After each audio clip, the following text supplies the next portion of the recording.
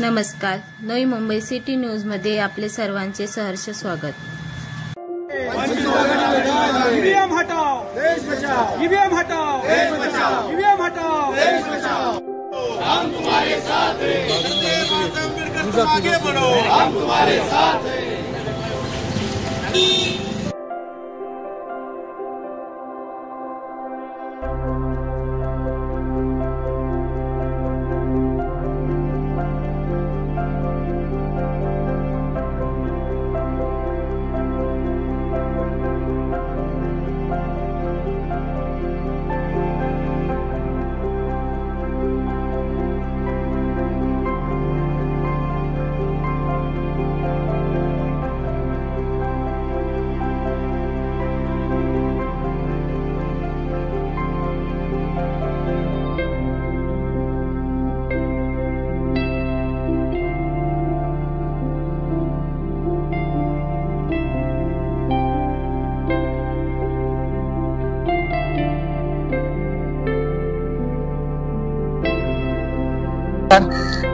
मी advocate Umesh हातेकर, Vanchit Bahujan आघाडीचा source विभाग अध्यक्ष। आपल्या पक्षाचे राष्ट्रीय अध्यक्ष ॲडव्होकेट प्रकाश आंबेडकर साहेबांनी ईव्हीएम विरोधात जे जन आंदोलन उभं केलंय, त्या जन आंदोलनाची 9 तारखेपासून ते 16 डिसेंबर पर्यंत इथे तारीख होती। त्या अनुषंगाने आम्ही आज 15 डिसेंबर रोजी सोर्स विभागामध्ये सोर्स सेक्टर 48 चौकामध्ये जन आंदोलन ईव्हीएम मशीनच्या विरोधामध्ये जन आंदोलनाची ते स्वाक्षरी मोहीम ते चालू केली आहे। या मोहिमेला आज जर तुम्ही बघितलं असेल तर सोर्स विभागातील शेकडो नागरिकांनी सहभाग घेतला।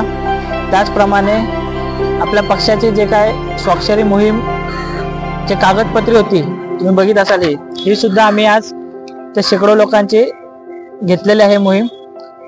सांगायचा मुद्दा एवढाच आहे की आज महाराष्ट्रामध्ये जो काय निकाल आलेला आहे त्यावर नागरिकांची सुद्धा शंका आहे की अशा प्रकारचे निकाल येणं एक प्रकारे लोकशाहीला धोकादायक आहे। म्हणजे ज्या पक्षाच्या बीजेपी जो पक्ष आहे त्या पक्षाच्या विरोधात लोकांची तर जनभावना असताना सुद्धा ईव्हीएमच्या माध्यमातून बीजेपीला जे मतदान पडलेलं आहे ते मतदान लोकांच्या विरोधामध्ये आहे। आज आपण वंचित बहुजन आघाडीच्या वतीने याला विरोध करण्यासाठी इथे ते स्वाक्षरी मोहीम घेतलेली आहे। कसं आहे ना, विरोधी पक्षांनी सुद्धा अशा प्रकारच्या मोहिमा राबवणं गरजेचं आहे। पण आज जर आपण बघताय वंचित बहुजन आघाडीची जी काही मोहीम चालू आहे आणि विरोधी पक्षाची चालू आहे, या दृष्टीने निश्चितच वंचित बहुजन आघाडीची मोहीम ही ती तीव्रतेची दिसते।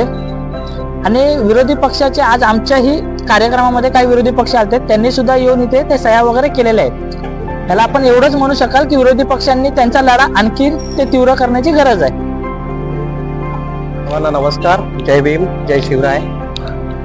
आज वंचित बहुजन आघाडी मार्फत आदरणीय बाळासाहेब आंबेडकर साहेबांनी जो संपूर्ण ईव्हीएम विरोधी लढा उभारला आहे त्याची स्वाक्षरी मोहीम म्हणजे ईव्हीएम विरोधी स्वाक्षरी मोहीम हा आम्ही आज सेक्टर 48ला हा उपक्रम हाती घेतला आहे। खरं म्हणतं तर हा लढा आज जो विरोधी पक्ष म्हणून जे आता हातात घेत आहेत तो लढा यापूर्वीच आम्ही 2004 पासून बाळासाहेब आंबेडकरांच्या माध्यमातून न्यायालयीन लढाई सुद्धा आम्ही लढत आहे। आजही आमच्या काही ईव्हीएम विरोधातल्या याचिका हायकोर्टामध्ये दाखल आहेत। आज त्यातल्या बऱ्यापैकी ज्या ईव्हीएम मध्ये ज्या कलेक्टरने सुद्धा त्याच्यामध्ये ॲफिडेव्हिट सुद्धा काही याच्यामध्ये फाईल केले। सोलापूरचा जो विषय होता ईव्हीएमचा, त्याच्यामध्ये जी विसंगती आली होती इलेक्शनच्या निवडणुकीच्या संदर्भामधली, तर तोही लढा आमचा तिथे सुरू आहे। आणि आता बाळासाहेब आंबेडकर साहेबांनी काही प्रश्न विचारले होते निवडणूक आयोगाला, कारण नवीन जो अमेंडमेंट आता जी झाली होती त्या अमेंडमेंट प्रमाणे एकच आहे की ईव्हीएमला पर्याय म्हणून व्हीव्हीपॅट स्लिप त्यांनी आणलेली आहे सुब्रमण्यम स्वामींच्या जजमेंटनुसार। पण त्याच्यामध्ये असं आहे की जर त्याला पर्याय जर व्हीव्हीपॅट आलाय तर व्हीव्हीपॅट म्हणजे दुसरं काय नाही तर बॅलेट पेपरच आहे। तर आमचा तोच म्हणणं आहे की जर इथे व्हीव्हीपॅटला तुम्ही पर्याय स्वरूप म्हणून जर ती स्लिप देत असाल तर ती संपूर्ण ही जी लढाई आहे ही आता ही ईव्हीएम विरोधातली एवढी तीव्र झाली पाहिजे की थोडा कालावधी गेला तरी चालेल, परंतु बॅलेट पेपरवर जर आता ह्यातून पुढची जर लढाई आली तर त्याच्यामध्ये निश्चित एकदम ट्रान्सपरंट असं इलेक्शन होईल. अदरवाईज आज आपण सगळीकडे बघत आहोत की इलेक्शन झालंय, आज किती दिवस झाले अजून त्यांना सरकार स्थापन करायला एवढा वेळ होतोय. त्यांना स्वतःला संभ्रम आहे की आम्हीच खरं निवडून जनमतावर आलोय का ईव्हीएमच्या ह्याच्यावर आलोय. ती हा सगळा जो संभ्रम आहे ह्याचं फक्त एकच कारण असं दिसतंय की इथे ईव्हीएम मध्ये कुठेतरी मॅल फंक्शनिंग झालं असू शकेल, कारण त्या रिझल्ट मध्येच आता सगळं स्पष्ट झालेलं आहे. तर आम्ही जो आजचा जो लढा माननीय बाळासाहेब आंबेडकर साहेबांच्या माध्यमातून आज इथे घेतलेला आहे, त्याचा आज शेकडो लोक इथे स्वतःहून येत आहेत, वरिष्ठ लोक येत आहेत. म्हणजे ज्या लोक जे जागृत आहेत ते स्वतः समोरून येत आहेत की नाही ईव्हीएम ही गेलीच पाहिजे. कारण आज जर आपण परदेशामध्ये जर बघितलं तर परदेशामध्ये सुद्धा आज कित्येक परदेशी देशांनी ते नाकारलेलं आहे.